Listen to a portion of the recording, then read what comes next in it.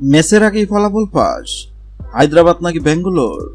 আইপিএলের 30তম ম্যাচ জিতবে কোন দল? জানালো জ্যোতিষী বিড়াল। আইপিএলের 30তম ম্যাচে জিতবে কোন দল? হায়দ্রাবাদ নাকি ব্যাঙ্গালোর? তা নিশ্চয়ই আগেভাগে বলে দেওয়া সম্ভব নয়। তবে এবার সেই কঠিন কাজটি করে দেখাবে অ্যাকিলস নামের একটি বিড়াল। আইপিএলের 30তম ম্যাচের আগেই ফলাফল নিয়ে ভবিষ্যৎবাণী করবে অ্যাকিলস। এই জন্য তাকে দেওয়া হয়েছে বিশেষ প্রশিক্ষণ। 2010 বিশ্বকাপে অক্টোপাস বলের কথা নিশ্চয় মনে আছে অনেকের। একের পর এক চমকপ্রদ ভবিষ্যৎবাণী করে দক্ষিণ আফ্রিকা বিশ্বকাপে ভিন্ন এক রোমাঞ্চ ছড়িয়েছিল পল। স্পেন যে 2010 সালে বিশ্বকাপ জয় করবে তা আগে ভাগেই জানিয়ে দিয়েছিল অক্টোপাসটি। শুক্রবার আইপিএল 2024 আছে। আইপিএল 2024-এর 17তম আসরে জয় তুলতে প্রস্তুত সাদা রঙের বিড়ালটি। দবদবে সাদা নীল চোখের বিড়ালটি নামে অ্যাকিলস।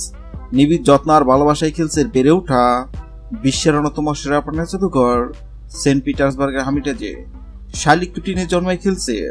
সৃষ্টিকর্তা তাকে দেয়নি শোনার ক্ষমতা, তবে আছে তীব্র অনুমান শক্তি। তা দিয়েই চমক দেখাতে চায় বিড়ালটি, কিন্তু কিভাবে? আইপিএলের 30তম ম্যাচ চলাকালীন অ্যাকিলসের সামনে 2 পাত্রে খাবার রাখা হবে। পাত্রের সঙ্গে লাগিয়ে রাখা হবে 2 দেশের পতাকা। অ্যাকিলস যে পাত্রে খাবার খাবে বোঝা যাবে সেদিন ওই ম্যাচে বিজয়ী হবে পাত্রের সঙ্গে রাখা যে দেশের পতাকা আছে দেশটি। গত 22 মাস শুরু হয়েছে আইপিএলের 17তম আসর। আসরে 30তম ম্যাচে কোন দল জিতবে? সেক্ষেত্রে অ্যাকিলস নামক বিড়ালের সামনে হায়দ্রাবাদ ও বেঙ্গালোর পতাকা রাখা হয়।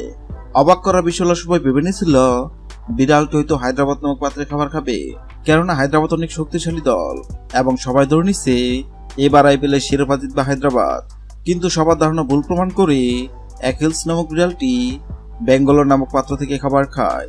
অ্যাকিলস নামক বিড়ালের এমন কাণ্ডে অবাক হয়েছিল অনেকেই, কেননা বর্তমানে বেঙ্গালোর দুর্দান্ত ফর্মে আছে। এবার দেখার পালা অ্যাকিলস নামক বিড়ালের ভবিষ্যৎবাণী সত্য হয় কিনা। হ্যালো বন্ধুরা, আপনাদের কি মনে হয় আইপিএলের 30তম ম্যাচে কোহলির বেঙ্গালোর নাকি হায়দ্রাবাদ কোন দল জিতবে? অবশ্যই কমেন্ট করে জানাবেন।